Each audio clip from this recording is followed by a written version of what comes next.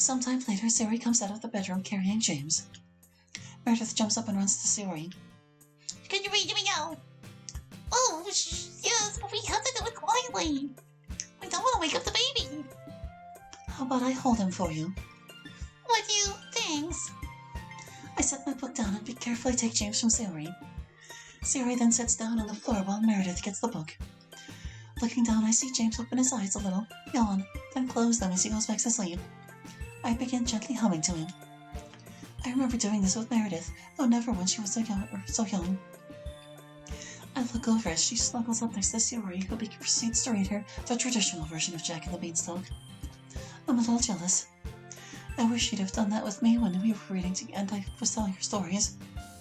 But I understand that she's only 3 years old, and I'm Mommy's weird friend to her. I look down at James. It's easier when they're younger like this, and all you have to do is hold them right. He wakes up and begins to cry. I just had to think that, didn't I? Siri hears this and stops reading to look over at us. Mommy! I've got it. Siri then turns her attention back to Meredith in the book. At least I hope I've got it. I know he just ate. The diaper seems okay. I stand up and begin walking around the living room with him, hoping that might help. He doesn't fall asleep, but he does start to settle down. Siri looks up at me as she turns a page. I smile at her to let her know that I'm okay. Jack quickly ran inside his house and fetched an axe. He then chopped down the beanstalk until the giant fell and died. And then he got splat. Yup. Was Jack a thief? I nervously look away. No, because the giant was really mean. But you always said the giant was nice. Siri looks at me questioningly. Oh dear. Right now I'm afraid she'll never let me read to her kids again. Note to self, don't invert the morality of fairy tales with a 3-year-old. Oh, that was a different giant. Some giants are nice and some are mean. Okay. I feel really awkward and uncomfortable about telling that story to Meredith. Like I did something wrong. Though I know I didn't. And Siri was able to sort it out anyway. I thought it would be fun to mix it up a bit, especially after she said it was boring. But I need to remember how young she is. How do people learn the do's and don'ts of kids? Having finished the story, Siri stands up and looks at Meredith. Well, I just want to say, I think it's fine to teach a child that some giants are nice and some giants are mean, because if you teach them all giants are mean, then they're going to learn to be racist. Daddy will be home soon. Do you want to help me cook dinner before he gets there? Yeah. I feel a little... I'm right now. I feel a little like a third wheel. Is there anything you need for me to do? Honestly, if you can keep James happy so I can spend some more time with Meredith, that would be great. Oh, of course. I watch as Siri lets Meredith help her prepare a couple of boxes of macaroni and cheese. I'm impressed that even though it would be easier for Siri to do it alone, that she makes certain to involve her daughter. She really is a good mother. James wakes up and starts moving in my arms. Well, hi there. How are you doing? Do you need anything? He begins nuzzling me in a way that tells me that he's probably hungry again. I'm sorry, little one, but I don't have anything for you in there. I wish I could nurse him, though. I wonder what it feels like. I take my little finger and put it in his mouth. He starts sucking on it and seems content with it. Someday I will experience it for myself. I keep telling myself that. Did you want to eat dinner with us, Yuri? It's just mac and cheese with a little sausage mixed in. I am hesitant to eat their food knowing how tight they always are with money. But thinking about it briefly, I come to the conclusion that it is important to let them do things for me as well. Yes, I would enjoy having dinner with you. Okay, Meredith, can you get 4 forks tonight while I get the plates? I watch as Meredith reaches up into a drawer and carefully counts out 4 forks. Siri places the plates on the low table and Meredith puts the forks on them. Very good, that's 4. Meredith smiles at Siri.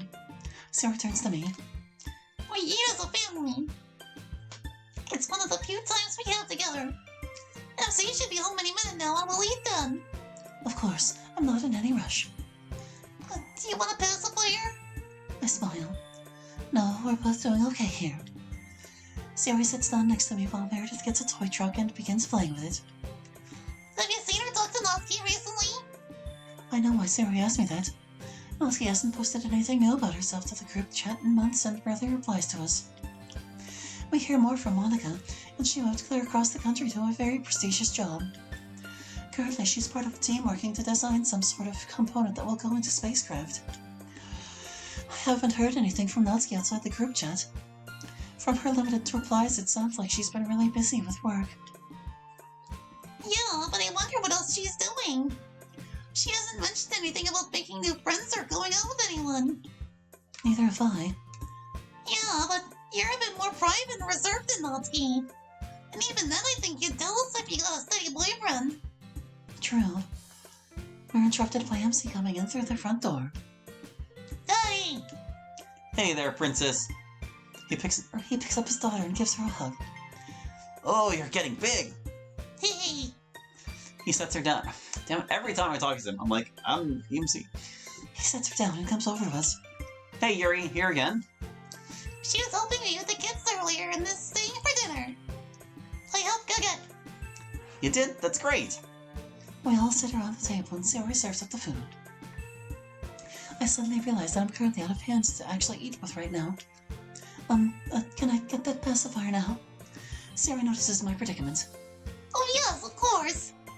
Sayori gets up, collects a pacifier from the crib and offers it to me. I carefully remove my finger from James's mouth and he starts to cry. I take the pacifier from Sayori and gently place it in his mouth. He begins sucking on it and quiets down again. Do you need me to hold him? He's happy now and I can eat with just one hand. Besides, I'm really enjoying this. Though as soon as I look at the fork on my plate, I realize that I'm holding James on my left arm, which makes things a little awkward for me. I manage to carefully eat my meal despite holding a baby and having to use my non-dominant hand. Just had to sneak that detail in there, didn't you? When I'm done, Sayori collects my plate and takes it to the sink. Thank you, that was delicious. I look at the clock and see it's getting late. Though unfortunately I need to get home. Work comes early tomorrow. I know that feeling. I hand James to Sayori and collect my purse. Bye, Aunt Yui. She's not your aunt. I look at MC a bit surprised. What? Yuri's not your aunt. She's just a friend. Oh, okay. Yep, bye-bye. I walk out the door and close it behind me. I feel like crying. Just when I had started making a connection with Meredith. I know MC is technically right. Biologically, I'm not her aunt, but Sayori's like a sister to me, and I consider MC a good friend. They're important to me. I want them to consider me a part of their family. I don't want to be left alone. That was kind of cold, MC. Like, geez. She's 3 years old. The other one's like, not even 1 yet, right? Yeah, whatever. What a busy day at work.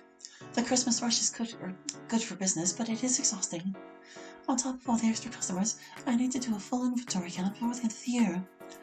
I'm currently going through the self-help section, scanning each book so it can be recorded in the system.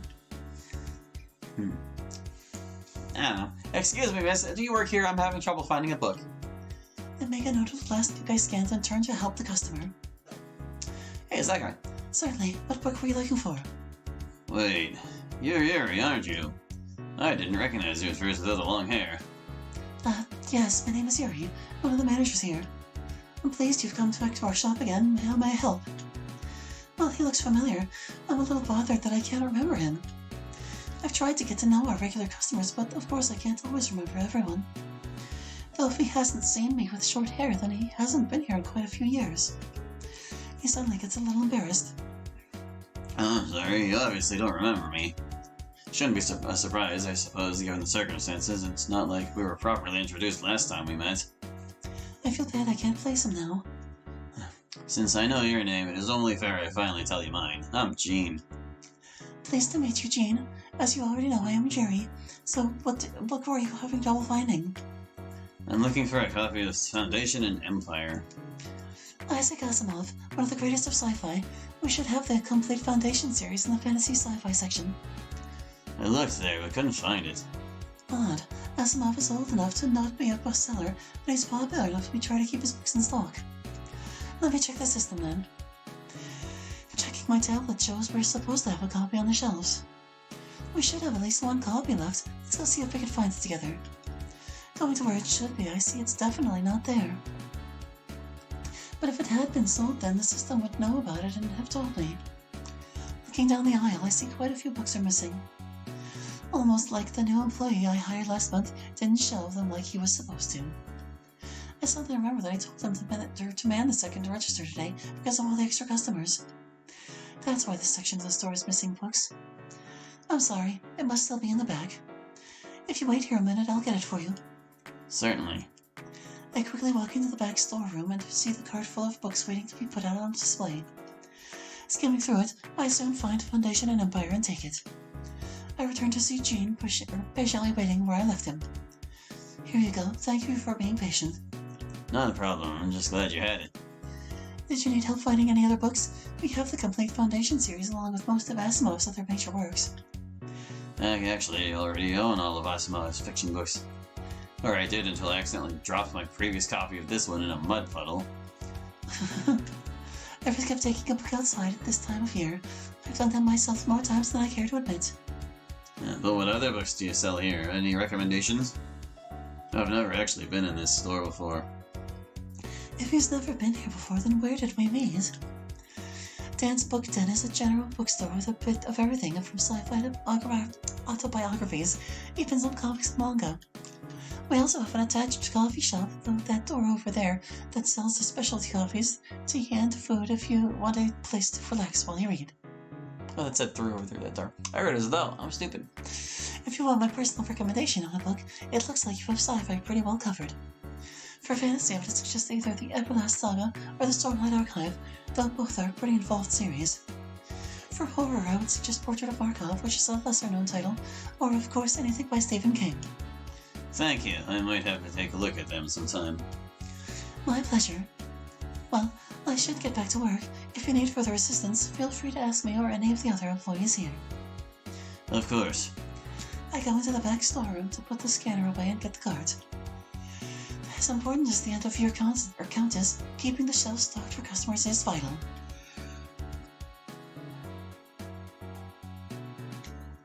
The next day is incredibly busy as well. Eventually, though, I reach the end of my shift and I'm able to hand responsibility of the store to the evening manager. As I start to leave the store, I hear a familiar voice call out to me. Yuri! Turning around, I see Himari in the manga section. Himari? I almost didn't recognize you with those glasses on. I realized I needed them last spring when I noticed I was having trouble with street signs. They look really cute on you. Thank you. So what are you doing all the way out here? Christmas shopping, of course. Not said there's a really good bookstore near her dad's old house, and I was having trouble finding a gift for her on our side of town. I'm pretty certain this is the store she was talking about, if only one I could find in the area at least. Yes, this is the biggest bookstore in the area.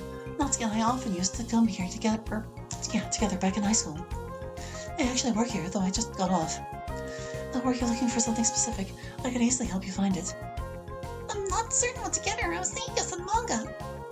Don't get her manga. But she really likes it. I know, that's why you shouldn't get her any.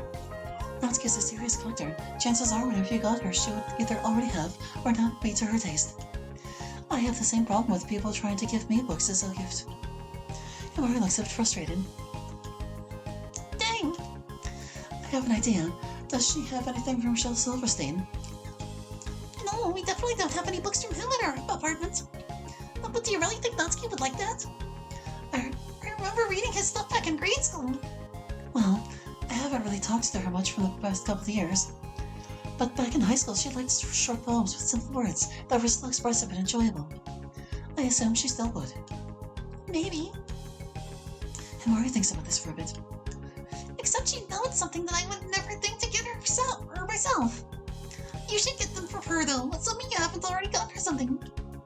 No, I haven't. I was planning on just getting her a gift card again this year. We both know Nat is okay with gift cards, prefers getting something meaningful. Yes, but with the distance, gift cards are easy to send. I can just take them home for you. I think about what Himari said. You're absolutely right. If you can deliver them for me, I'll buy those books for her. Not a problem. Wait here a minute. I leave Himari and go and purchase a collection of Shel Shell Silverstein for Holmes Vernadsky. Fortunately, the store does gift wrapping during the holidays, so that makes things easier. I return to find Himari still perusing the shelves. Thank you for waiting. I still need to get a Christmas card to put on it. If she can't wait, I can mail it to her separately, though. Actually, I realize you're right. You're right that I shouldn't get her some manga, but I can't think of any other books that would be appropriate. I was thinking of going to the mall downtown and see if I could find anything at the chef shop there. You can go with, get a card there, and I'll take it all the way with me. If you're certain I wouldn't be imposing. Himari grins. Nah, honestly, I'd like some company. Besides, I wouldn't mind finally seeing you without your shell. She winks seductively at me. I can't help but blush at her innuendo, even though I know she's just teasing. Well, she missed a perfect chance earlier when Yuri said she just got off. If it weren't at my job, I'd kick her. But even though I'm off the clock, it wouldn't look good to do that here. Instead, I give her my best glare. I'm just kidding. But seriously, I wouldn't mind getting to know Nat's BFF better. Wanna go? I am a little surprised to hear her call me Natsuki's her best friend. It is how Natsuki introduced me to Himari, but we have grown so distant over the years. Am I really still her best friend forever? I realize this. What is wrong with me? I realize this would not only be a chance to increase my pool of friends, but get some news on Natsuki as well. Yes, I would enjoy that. Let's go. If you don't mind me asking, how is Natsuki? I haven't seen either of you in 2-3 years now. Himari thinks for a bit. I hate to admit it, but I'm really not sure. Honestly, I was kind of hoping you could tell me. But aren't you still roommates? Yeah, but our work schedules completely conflict. She doesn't get up until after 11 o'clock at night. Usually isn't home until past midnight. Of course, I work in the morning. It's been a bit difficult since we have to be quiet when the other is sleeping. So you don't hang out together? No, even on our days off, we hardly ever talk. I'm concerned that Natsuki seems to be distancing herself with everyone, not just the literature club. Sometimes when I get home from work, I'll find that she baked something for me before she left, but that's mostly it. Does she have any other friends or boyfriends? None that I've seen or heard about, though some mornings I wake up to find she never came home. Where or with whom she spends the night when she doesn't or does that, I have no clue. You've never asked? I did once. She made it very clear with none of my business. She seems content with her life, so don't push it, but I was hoping I might know something. I'm sorry, I haven't gotten more than a few dozen replies from our group chat for the past couple of years. I'd assumed she was just spending time with you and your friends. Himari just shakes her head. While trying to puzzle out the mystery of Natsuki's life, I'm surprised to see a familiar face. I see Jane walk out of the front door of the high school as Himari and I pass the gate. Does he work there? Is that why he seemed so familiar when we met at the bookstore? I don't remember him being at the school when I went there, though. Yuri? I suddenly realized that Himari had been trying to talk to me. I'm sorry, I got distracted. Himari turns to see where I was looking. She grins. By him? A bit scrumpy looking for my taste. I blush. No, I was just wondering what he was doing in the school since it's closed. Probably a custodian or something. Maybe. Anyways, what were you saying? I was saying that I might be moving in with my boyfriend soon. If so, Nat could probably use a roommate. A roommate would help me be more financially secure if I moved out. And I would love to reconnect with Natsuki. Unfortunately, a 2-hour bus commute or one way is too long. I figured, but the builder should at least bring it up. It is a shame about the distance, otherwise it would be a great idea. But I don't have my own car, haven't really needed one, and buying one would kill my apartment budget. Oh hey, we're here! As we enter the mall, Himari begins heading to the chef shop. Well, we're coming right on the end of the episode here, or the session here. I don't know how much longer this scene might take, so I think this is probably a good place to call it for now. So thank you for watching. I hope you enjoyed, and we'll catch you next time with more Pages of Life. Hope to see you then. Bye-bye.